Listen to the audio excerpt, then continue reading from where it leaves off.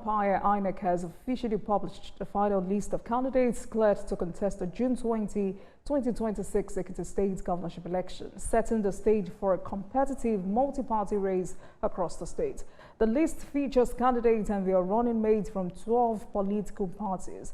But notably, the candidate of the PDP, Dr. Wale Oluyede, was excluded from that final list amid ongoing legal disputes, a development that has already sparked political controversy in Ekiti State. Hopefully, we get to speak with the Director of Media and Communication of the Ekiti PDP Governorship Campaign Council, Soya Tofarati. Hopefully, we get to speak with him before the week runs out. But now that there is a final list, ultimately this has now ushered in the next phase of the electoral calendar as parties prepare to intensify campaigning ahead of the poll in June. Meanwhile, the PDP in Ekiti State has appealed the judgment of the Federal High Court that nullified its governorship primary election, which produced the candidate, Dr. Oluyede, as its candidate for the June 2026 election.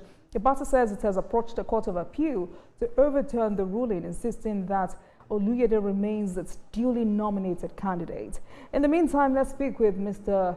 Dr. Mutiu Agboke, INEC Residential Electoral Commissioner. Good evening to you, sir. Thank you very much for speaking with us on politics tonight. Thank you. It's my pleasure to be here. Thank you.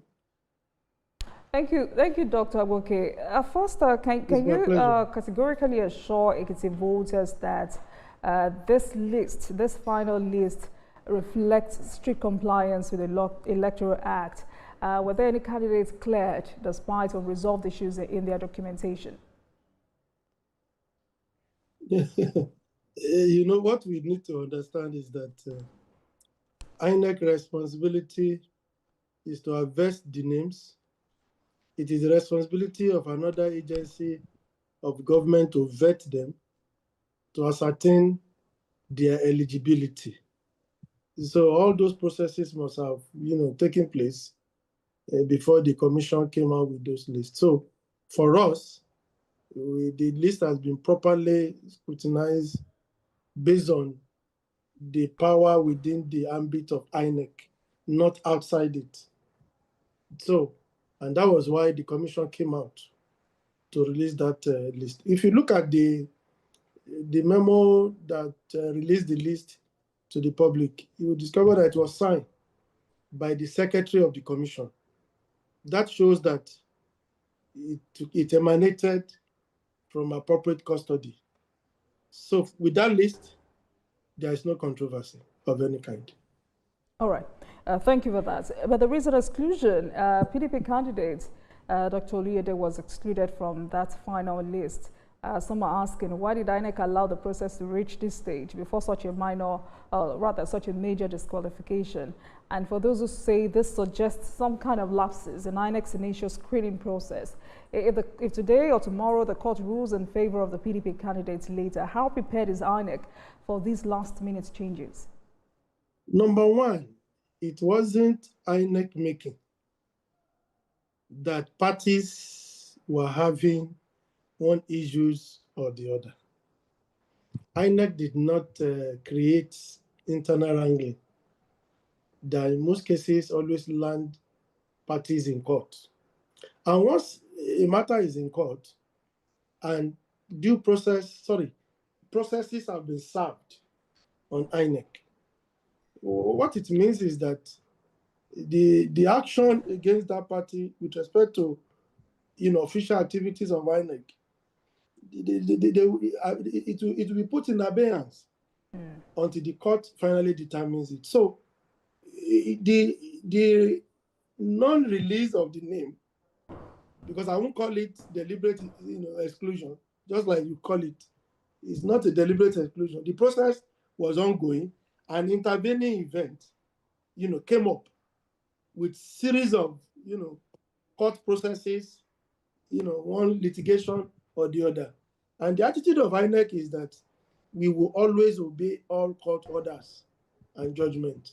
So it was those things that once they are before the court, let the court determine the appropriate position. Then you ask a question as a rider to it that how prepared is INEC to be able to meet up? Don't worry. We have our way of doing our things. We are following the event. We are tracking the event. once the judgment or decision is taken or reached by the court, we know how to adjust ourselves. All right. And for every election cycle witnessed in Ekiti State, I mean, many Nigerians would not forget to remember some, huge factors that come up whenever there is any governorship election in Ekiti State. There are some level of political tension. How prepared is the electoral umpire to conduct this election without intimidation, without violence? And, given Ekiti's history, why should voters trust that this election will be different and safer? The assurance to the public that violence will be curtailed, assurance to the public that they will not be intimidated, will only be spread, evangelized, if you allow me, by INEC. But the security agencies are the ones to ensure that violence is brought to BRS minimum. And because election is a multi-stakeholder activities, all of us are working together. I'm aware, my brother Rek in Ekiti, of course he will have been. I insisted he should be on this program, yes. But he was he had one engagement or the other. So I know that he has been doing a lot. We exchange notes. Recently, we just finished a retreat, in Lagos. All of us were there. So the point I'm making is that those charged with the duties, statutory responsibility to put violence in abeyance, to ensure that there is peace, they should do their own bit. INEC responsibility is to talk and assure people that come out, nothing will happen to you, because the security will have assured us, and because we are working together, they will be able to talk to them that their vote will count come anything. But how strong, because you just talked about the security agencies now, so let's stay on that for a minute. How strong is this coordination? How strong is INEC's coordination with the police, DSS, and all the security agencies in Ekiti State and beyond? And I ask because, many ad hoc staff are always afraid to participate in tense elections. How are you guaranteeing their safety? No, the coordination, let me come to the coordination first. Okay. We are coordinating well. In each state, the REC of each state is the coordinating board person for the ICES. ICES is Interagency Consultative Committee on Election Security. I chair in my state. My CP, Ibrahim Gotham, co-chair with me. Just this morning, we had a robust, expanded stakeholders meeting, where all the security agencies, director of DSS, the NSDC, the police, they all came. And because we work hand in hand, we were all in the same direction. We were all in agreement that violence should not be part and parcel of our electioneering process. Now, while this is ongoing, and we are seeing what the security, various security agencies are doing, then it behoves INEC to now engage the political parties, engage members of civil society, engage people, the voters, that these elections are coming with no violence. Because we have seen the insight, we have seen the level of preparation, we have seen the commitment of our security agencies. So that coordination is what we are going to leverage on to give us that peaceful environment. And I can assure you that we cannot get less than peace in all these elections. All right, then. Let's talk about vote buy, Dr. Adoke. This has become a major concern for every Nigerian. It is what I would call one of the biggest threats to credible elections in Nigeria. What is INEC doing differently ahead of the Ekiti election? And I know that for every time I've had this particular conversation with INEC executives, what I get is, INEC is not in charge of prosecution. Isn't that a convenient excuse? No, it's not. You have jumped it. If you are starting from prosecution, it means we have taken it for granted that the offense should be committed. So when it has been committed, arrest them, let's go and prosecute. No. We are even saying that we want to look at a situation where we can reduce, curtail the tendency to want to vote by, the tendency to want to seduce the voters with any kind of material things, not necessarily money. There are ways they do it today to be able to induce the voters to vote in a particular direction. And for me, number one, what we need to do, one, education, one, two, education, three, education and re-education. People must be told, because the excuses that has been going on is that, there is an economic hardship, people don't have what to eat, you don't, blah, blah. That is not the way we should reason. The law says this thing is illegal. If you do it, you get punishment for it. So we should embark on that large-scale sensitization of our people. What we do in the recent times in INEC is that we carry the political parties along. For example, if you have a radio program, we bring them along. IPAC chairman, follow me. We all go to the radio station. Let them use their mouth to condemn it. It's not just about INEC. At their campaign ground, they should condemn it. So for me, I believe that that education. Do you realistically think politicians would condemn such? It is a thing that we need to, train their consciousness towards. After all, it's in their favor. This is a thing the law forbids. Yes. Yeah, you see, I won't say they won't change, they cannot change, they are used to it. But for us, we will continue to compel them. Now, when they now resist, when they refuse to obey, then the law enforcement agency will now trail them. But because they have violated the law, they have violated the regulation, they should be trailed. Trailing them means arresting them. That will now come to your prosecution. But let the education appeal continue to go. Let us engage, let's make it a national conversation with the political class. Perhaps that will go a long way in reducing this tendency.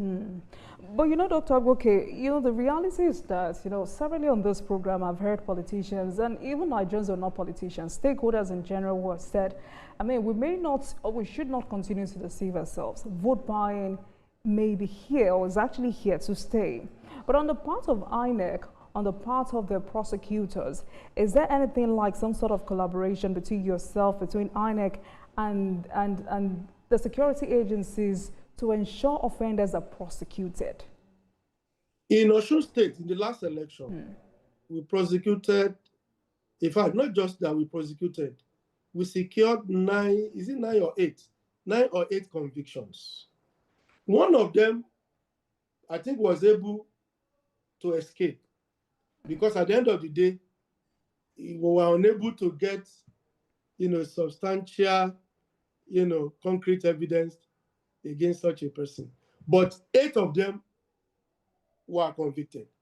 Okay. I have the record in Osun State. Because by section 145 or 147 of Electoral Act, the police will do the arrest, make the arrest, carry out the investigation, they will hand over to us.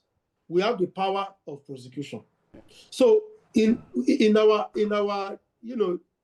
activity of today in INEC, we follow our prosecution diligently, and we ensure that we try our best to secure conviction. So that's what we do. So prosecution, we don't take it for granted. Oh, okay. But the allegations that some electoral officers connive with politicians on this particular offense, how is INEC addressing internal compromise? No, some of such staff, they were disciplined. In fact, some were suspended, some were given queries, and in INEC, we have our internal way of discipline some of this. But we are an INEC staff, and I want Nigerians to hear this. Commit a fundamental infraction, prosecution will be initiated against him or her. So there is nowhere you want to hide. You know that there are so many pockets of convictions here going here and there. When principal members or senior staff of the commission committed one infraction or the other. So please, I want to assure you that we will continue to make sure we monitor our staff. We will continue where they commit infraction, they will be in for it. All right. A few more questions before I let you go, Dr. Adbokeh. But first, let's take a break. And when we return, we'll continue this conversation. This month's election, is INEC fully prepared in terms of personnel, materials, funding, and are there logistical gaps Nigerians should be worried about? No, INEC event is an activity that you build up. Now, in terms of all those questions you have asked, funding, no problems. The issue of materials is an ongoing thing. The first thing to go will be non-sensitive material, then followed by sensitive material. Procurement is ongoing. And every other thing that we need to do in terms of training, they are all ongoing. But our people are the ones that we need to appeal to. They should have confidence in the process. They should support the entire INEC body in Ekiti State, so that if they see something, they should say it so that the entire INEC can respond adequately. I want to assure them, INEC currently under the leadership of my able chairman, Professor Joash Amokuton, the senior advocate of Nigeria, is dedicated to due process and rule of law. And under no circumstance would this be allowed to be brought to nothing because of one reason or the other. We are going to uphold the sanctity of the process. We are going to ensure the rules are applied and everybody will see what INEC is doing, and we shall be applauded for it. All right. INEC Resident Electoral Commissioner Dr. Mutiu Adbokeh, thank you very much for speaking with us on Politics Tonight. Thank you for your time. It's my pleasure. Thank you. It's my pleasure. Right. Thank you. Now, let's move on.